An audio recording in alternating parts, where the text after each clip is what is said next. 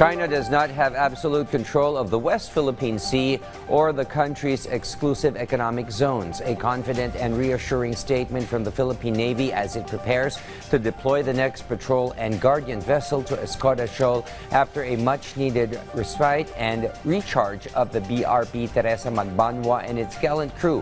Our Patrick De Jesus fills us in with more.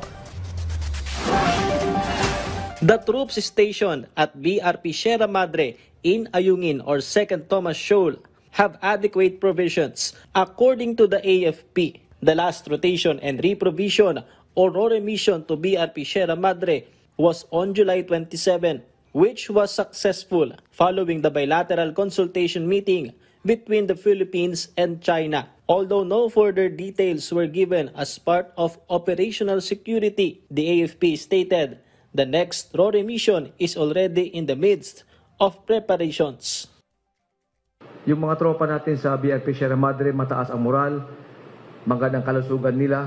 Yes, we have more than enough supplies and other necessary food, water, medicine, etc. That the basic needs of our troops on BRP Sierra Madre. Westcom through Naval Forces West is on top of the situation on planning for the next RORE. Recently, the BRP Teresa Magbanwa returned from a 5-month deployment to Sabina or Escoda Shoal.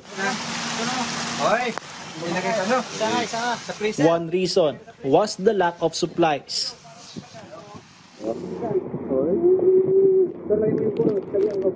Where the crew of Magbanwa collected rainwater to drink. It reached a point where the crew had to collect water from the air conditioning unit of the ship as their desalinator machine failed. For almost a month, the crew of the PCG also subsisted on porridge. Despite the departure of the BRP Teresa Magbanwa, the Philippine Navy assured the country has sufficient assets deployed throughout the West Philippine Sea. It was also emphasized that China does not control Escoda Shoal, as the Philippines can still conduct patrols, including in other features of the WPS. They have never been in control. Their presence there is illegal. We will continue performing our mandate. We will not be deterred. Ang guidance sa atin is not to let up, not only in Escoda, Ayungin, but all over the expanse of the West Philippine Sea.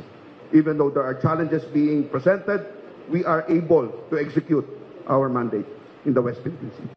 No additional piles of crushed corals were monitored in Escoda Shoal during the 5-month deployment of the BRP Teresa Magbanwa, but it remains under surveillance.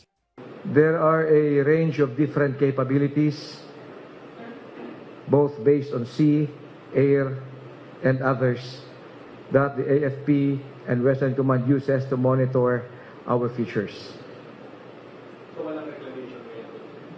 No reclamation, no pile-up, no continuing pile-up of crushed corals have been monitored.